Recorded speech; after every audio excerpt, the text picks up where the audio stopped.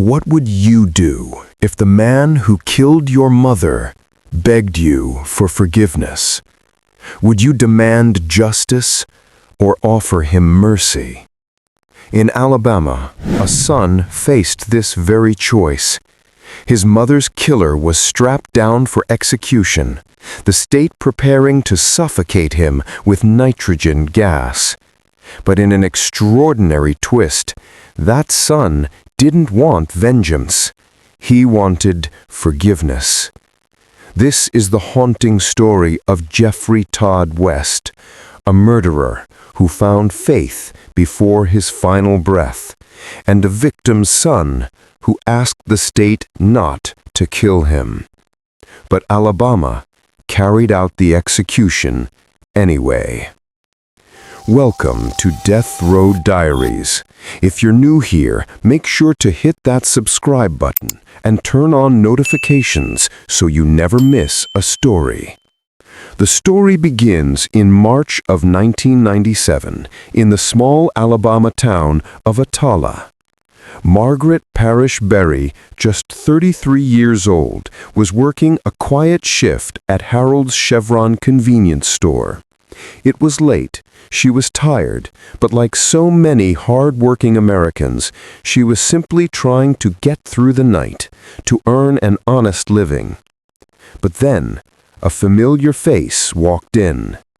Geoffrey Todd West, a former employee of the very same store. Only this time, he wasn't there to say hello. He wasn't there to buy gas or snacks. He was there with a gun. According to prosecutors, West entered the store with his girlfriend that night, intent on robbery. The plan was simple: take the cash and get out. But what happened next turned a crime of desperation into cold-blooded murder. Berry was forced to the ground, lying behind the counter. West pressed the gun to the back of her head, and in a moment that would scar a community forever, he pulled the trigger. She was executed in her own store for just $250. The brutality of the crime stunned Atala. This wasn't just theft. This was execution-style murder. A mother, a sister, a beloved daughter, gone in an instant. Police quickly zeroed in on West and his girlfriend. Both were charged with capital murder. His girlfriend later pleaded guilty, receiving 35 years in prison. But West? His path was far darker. In 1999, West faced trial. The evidence was overwhelming. Witnesses, forensic evidence, his own connections to the store. It all painted a clear picture. The jury deliberated, but there was no doubt. They found him guilty of capital murder. And with that verdict came the ultimate sentence: death. He was sent to Alabama's death row, joining the ranks of men condemned to spend decades waiting for their final day. But little did anyone know that the story of Geoffrey Todd West would not be defined only by his crime. It would also become a story of faith and of forgiveness. For over 25 years, West sat on death row at Holman Correctional Facility, watching others around him executed by lethal injection.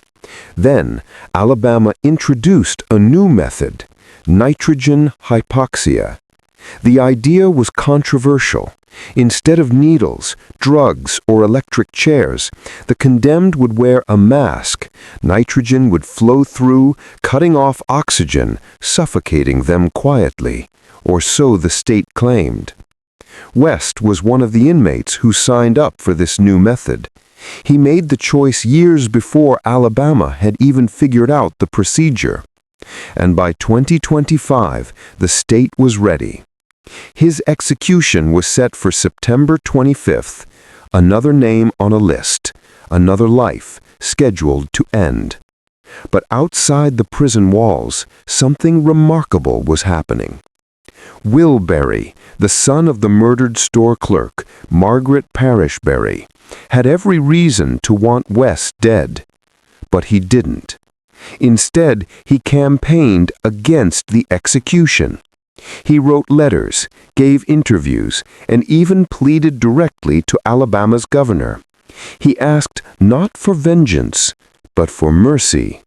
In his own words, he said he believed life without parole was punishment enough, that killing West wouldn't bring his mother back, that forgiveness was more powerful than revenge. And in a stunning move, he even asked to meet West face to face before the execution, to look into the eyes of his mother's killer, to offer forgiveness directly. But Governor Kay Ivey refused. She cited security concerns. The meeting would never happen. Still, Will Berry stood firm. He didn't want his mother's memory tied to another death. He wanted to honor her through grace, not vengeance. Think about that for a moment. In a world where anger and hate often dominate, the son of a murder victim chose compassion. And yet, the state pushed forward. What do you think? Should victims' families have the power to stop an execution? Drop your thoughts in the comments below. I read every single one, and your perspective matters in these cases. As the date approached, West prepared himself. And here, something unexpected happened. He turned to faith. Earlier in 2025, he was baptized into the Catholic Church. Just one day before his execution, he was confirmed. In his last hours, he wasn't just a condemned man. He was a man who said he had found peace. When given the chance to make a final statement at the gurney, he declined. He didn't speak aloud to the witnesses, but he had written a message. His lawyer read it after his death. "I am sorry," West wrote. "I have apologized privately to the family of Margaret Parrish Berry and am humbled by the forgiveness her son Will has extended. I was baptized into the Catholic Church earlier this year and confirmed yesterday. I am at peace because I know where I am going and look forward to seeing Mrs. Berry when I get there. I urge everyone, especially young people, to find God. Spend a few moments to consider the two possibilities. This was all a fluke, or there is a creator and a reason for everything. Your choice will determine where you spend eternity. God bless you all." These were the words of not the cold-blooded killer who pulled the trigger in 1997. These were the words of a man facing eternity. September 25, 2025. Holman Correctional Facility. Witnesses filled the chamber, including members of the press. West was brought in, strapped down, a mask fitted to his face. But almost immediately, corrections staff adjusted it, making sure the seal was tight. Beside him stood his spiritual advisor, who whispered prayers as West raised a thumb in response. Then the nitrogen began to flow. At first, West's lips paled. He shook his head, clenched his fists, his eyes rolling back. Witnesses saw him gasp, his chest rising and falling. Some described shallow breaths, then gasping. Finally, silence. At 6:22 p.m., Geoffrey Todd West was pronounced dead. The son of his victim had begged the state not to kill him, but Alabama executed him anyway. Governor Kay Ivey released a statement that evening. She called the execution "justice served," reminding the public that the jury had no doubts about his guilt. But Will Berry, the victim's son, had a very different message. He offered condolences to West's family. He repeated that he never wanted the execution, and he reminded the world that forgiveness was the only way forward. West's attorneys echoed his remorse. They expressed disappointment that the meeting between Will Berry and West was denied. To them, that was a lost chance for true closure, for humanity, for healing. It was a haunting reminder that executions don't just impact the condemned. They ripple out, touching victims' families, prison staff, and society at large. If you were in Will Berry's position, what would you do? Would you forgive? Or would you want the execution carried out?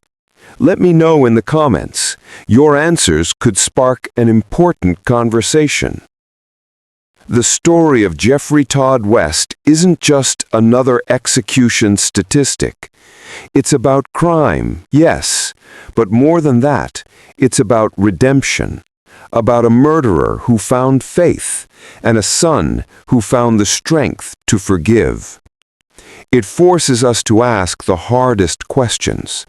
What is justice? Is execution closure, or is forgiveness more powerful? And in this case, the answer depends on who you ask. For Alabama's government, justice was death. For Will Berry, justice was mercy. For West, justice was facing eternity with peace. And for us, maybe justice is in remembering all sides, the crime, the victim, the condemned, and the families left behind. Because in the end, this wasn't just the story of a man executed by nitrogen gas. It was the story of faith found in a prison cell, and of forgiveness offered by the son of the woman he killed. If you want to see more powerful stories like this, stories that go beyond crime, into faith, forgiveness, and humanity, make sure you're subscribed to Death Row Diaries. Hit that bell so you don't miss our next upload. And if you found this story as moving as I did, hit the like button. It helps us bring more of these stories to light. As the chamber fell silent that night in Alabama, one life ended, but another story began. A story of forgiveness that will live far beyond the walls of Holman Prison. And maybe, just maybe, that's the legacy that truly matters.